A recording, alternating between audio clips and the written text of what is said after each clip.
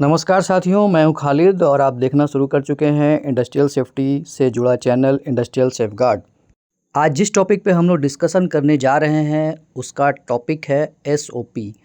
अगर आप industrial safety से जुड़े हैं तो आपने कहीं ना कहीं इस एसओपी के बारे में सुना या जानकर रखा होगा। तो आइए आज इस वीडियो में जानेंगे एसओपी क्या होता है, इसकी क्या इम्पोर्टेंस है और इसको कैसे ड्राफ्ट करते हैं। वीडियो के लास्ट तक बने रहिए। तो एसओपी के रिगार्डिंग हम लोग एक इनिशिएटिव पर भी चर्चा करेंगे। बेसिकली एसओपी एक स्टैंडर्ड ऑपरेटिंग प्रोसीजर होता है। ये एक डॉक्यूमेंट होता है जिस डॉक्यूमेंट में किसी काम को करने का क्या सही प्रोसीजर है और उस काम में क्या क्या हज़ार्ड्स हैं, उस हज़ार्ड्स को हम लोगों को कैसे टैकल करना है, वो सारी चीज़ें डिटेल्ड में ऑनर एजेंसी द्वारा इसको बनाया जाता है और इसको वर्किंग एजेंसी को दी जाती है। तो आइए हम लोग ये चर्चा करें कि एसओपी में आखिर कौन कौन से ऐसे कंटेंट होते हैं। तो जैसा कि आपको स्क्रीन पे दिख रहा होगा कि एसओपी में सबसे पहला जो कंटेंट होता है जॉब। हमारा जॉब क्या है, हम किस काम को करने के लिए जा रहे हैं, ये विस्तृत ढंग से, बहुत डिटेल ढंग से वो वहाँ पे एक कॉलम में लिखा होता है। उसके बाद जो कॉलम है उसमें एसोसिएटेड हज़ार्ड होते हैं, मतलब कि जो भी काम हम करने जा रहे हैं उस काम में कौन सा हज़ार्ड हो सकता है या कौन सा हज़ार्ड हमें फेस करना पड़ सकता है। तीसरा जो कॉलम होता है उसमें हम लोग ये देखते हैं कि जो हज़ार्ड, अगर वो जो काम करने के टाइम पे जो हज़ार्ड क्रिएट हो रहा है, एग्जर्ट हो रहा है, उस हज़ार्ड का क्या कंट्रोल मेज़र है, हमें कौन कौन सा सेफ गार्ड लेना पड़ेगा उस काम को करने के दौरान, वो भी डिटेल्ड मेंशन किया रहता है। मतलब कि अगर हम कोई काम करने जा रहे हैं, जैसे कि हम अगर गैस कटिंग का काम करने के लिए जा रहे हैं, तो वो गैस कटिंग में कौन कौन से हज़ार्ड हैं, स्पैटर्स के हज़ार्ड हैं, तो वो सारा मेंशन उसमें रहता है। उस स्पैटर्स को हमें कैसे रोकना है वो सारा भी मेंशन एसओपी में होता है। और एक और कॉलम होता है जिसको कहते हैं रिस्पॉन्सिबिलिटी। मीन्स ये कि अगर जो काम, एक एक्टिविटी है, जो वो एक्टिविटी में जो हज़ार्ड है और उस हज़ार्ड के अगेंस्ट जो हम लोग सेफगार्ड ले रहे हैं, उस सेफगार्ड को लेने की रिस्पॉन्सिबिलिटी या उसको इम्प्लीमेंट करने की रिस्पॉन्सिबिलिटी किसकी है। जैसे मैं एग्जांपल लेता हूँ कि मैं अगर एक गैस कटर हूँ तो मेरी ये रिस्पॉन्सिबिलिटी बनती है कि सबसे पहले मैं अपने टूल्स टेकल्स का इंस्पेक्शंस करूँ, फिर मैं गैस कटिंग की तरफ जाऊँ। अगर जो भी एक एक्टिविटी है गैस कटिंग, उसके जो हज़ार्ड हैं बर्निंग, और उसमें जो रिस्पॉन्सिबिलिटी कॉलम है उसमें उसकी रिस्पॉन्सिबिलिटी होती है जो डायरेक्टली उस एक्टिविटी के लिए में इन्वॉल्व है। तो जो भी हज़ार्ड्स हैं और उनके जो सेफगार्ड हैं उसको मेंटेन करना, उसको इम्प्लीमेंट करना भी उसकी रिस्पॉन्सिबिलिटी हो जाती है। जैसे गैस कटर गैस कटिंग कर रहा है तो उसको सारे इक्विपमेंट्स को चेक करने की रिस्पॉन्सिबिलिटी उसकी है, उसको साइट को एक बार कंबस्टेबल मटेरियल है कि नहीं उसके अगेंस्ट ऑडिट करने की रिस्पॉन्सिबिलिटी उसकी है। और एक ड्राइवर भी उसी साइट पर अगर मौजूद होता है तो ये उसकी रिस्पॉन्सिबिलिटी नहीं होती है, ये पर्टिकुलरली गैस कटर की रिस्पॉन्सिबिलिटी है, उसके सेफगार्ड की रिस्पॉन्सिबिलिटी और उसके हज़ार्ड्स की रिस्पॉन्सिबिलिटी। एक अलग सा कॉलम होता है रेफरेंसेस, जो काफ़ी लोगों को ये पता नहीं होता है कि ये रेफरेंसेस कॉलम एसओपी में क्यों मेंशन किए जाते हैं। जब हम लोग किसी का सेफगार्ड लिखते हैं कि हमें ये हज़ार्ड में हमें ऐसे बचना है, तो हम लोग रेफरेंसेस यूज़ करते हैं। मीन्स कि हम कोई भी वहाँ सेफगार्ड जो लिख रहे हैं या कोई भी प्रिकॉशंस जो वहाँ पे हम ऐड कर रहे हैं वो हम अपने माइंड से लेकर नहीं आए हैं, वो कहीं ना कहीं से रेफरेंस लिया गया है। जैसे कि चलती हुई मशीन में अगर हम लोग कवर कर रहे हैं तो वो जो चलती हुई जो मशीन है या मूविंग पार्ट्स है, तो मूविंग पार्ट्स को जो कवर करना है, हर मूविंग पार्ट्स को कवर करना, ये फैक्ट्री लॉ में ऑलरेडी मेंशन है। तो वो चीज़ें हम लोग वहाँ से लिख कर लाते हैं और फिर वहाँ उसका रेफरेंस डालते हैं। अगर वो रेफरेंसेस नहीं होता तो कोई भी इंसान उसमें कुछ भी प्रिकॉशंस लिख सकता था जो जेन्युइनली प्रूफ हो या ना हो। तो इसीलिए वहाँ पर ये रेफरेंस कॉलम इसलिए डाला गया है कि अगर आप कोई भी चीज़ वहाँ पे लिखते हैं, कोई भी अगर आप सेफगार्ड लिख रहे हैं, तो वो किसी कंपनी का स्टैंडर्ड, किसी सरकार का स्टैंडर्ड या एचईसी का स्टैंडर्ड या कहीं का भी वो रेफरेंसेस से ही साबित होना चाहिए। अदरवाइज़ उसको सेफगार्ड नहीं माना जाएगा। तो वो रेफरेंसेस होता है।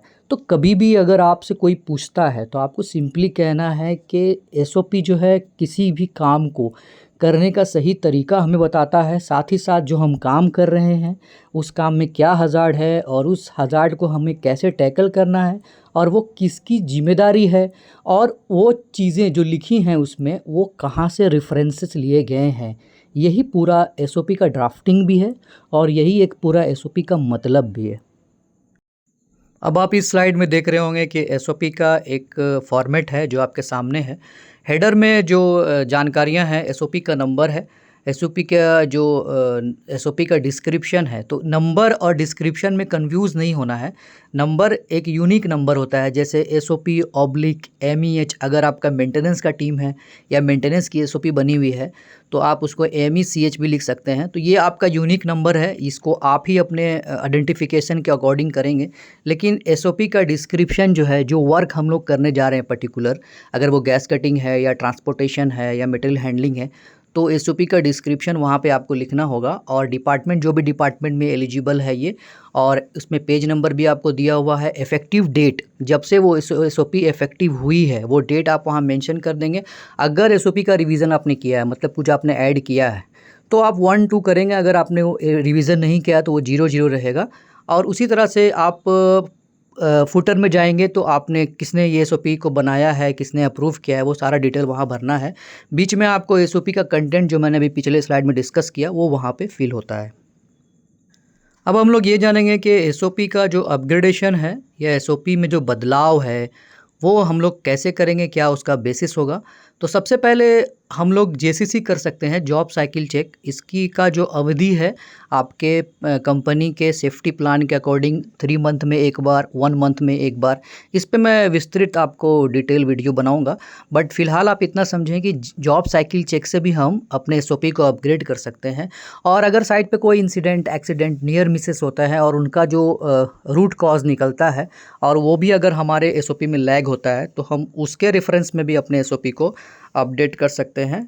और साइट ऑडिट, अगर साइट पे कोई ऑडिट हुआ और आपने ऐसा कोई ऑब्जर्वेशन देखा जो ऑब्जर्वेशन एसओपी में एज ए प्रिकॉशन होना चाहिए था बट वो नहीं है, तो आप उस एसओपी को अपग्रेड कर सकते हैं। और फीडबैक, जब आप भी ट्रेनिंग देंगे किसी को भी एसओपी का, अपने कर्मचारियों को, और उस कर्मचारियों के बीच से ऐसा कुछ फीडबैक आता है आपको कि ये सारी चीज़ें एसओपी में होनी चाहिए थी, तो भी आप उसको नोट करेंगे और उसको फिर आप उनके फीडबैक के अकॉर्डिंग अपने एसओपी को अपग्रेड करेंगे।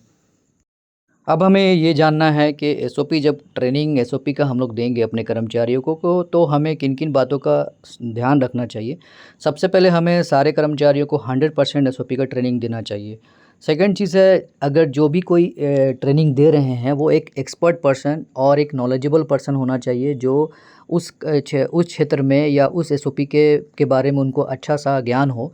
तीसरी बात है कि जो भी हम ट्रेनिंग देंगे वो एक कंफर्टेबल एरिया में होना चाहिए। कभी कभी देखा जाता है कि हम लोग ट्रेनिंग वहाँ दे रहे होते हैं जहाँ शोर होता है, वहाँ दे रहे होते हैं या बगल में कुछ काम चल रहा होता है, तो वो ट्रेनिंग का इफ़ेक्टिवनेस वहाँ पे 0 हो जाता है। और हमें ट्रेनिंग देने के बाद एक ट्रेनिंग का शीट, जो एक ट्रेनिंग शीट होती है, वो भी हमें जनरेट करना है ताकि वो हमारा एक एविडेंस डॉक्यूमेंट हो कि हमने साइट पे ट्रेनिंग दिया है। और ट्रेनिंग होने के बाद हमें बेसिकली 2-4 लोगों से ऐसा क्वेश्चंस करना है जिससे हमें पता चले कि लोगों ने इस ट्रेनिंग से कुछ अर्न किया है। और ट्रेनिंग के बाद फीडबैक, जो कि बहुत इंपॉर्टेंट है कि उनको ये ट्रेनिंग कैसा लगा, उनमें ट्रेनिंग में और क्या चेंजेस होना ज़रूरी है, ये क्या वो एसओपी में और कुछ चेंजेस होना या ऐड होना करवाना कुछ चाहते हैं, तो ये फीडबैक भी उनसे लेना बहुत ज़रूरी है।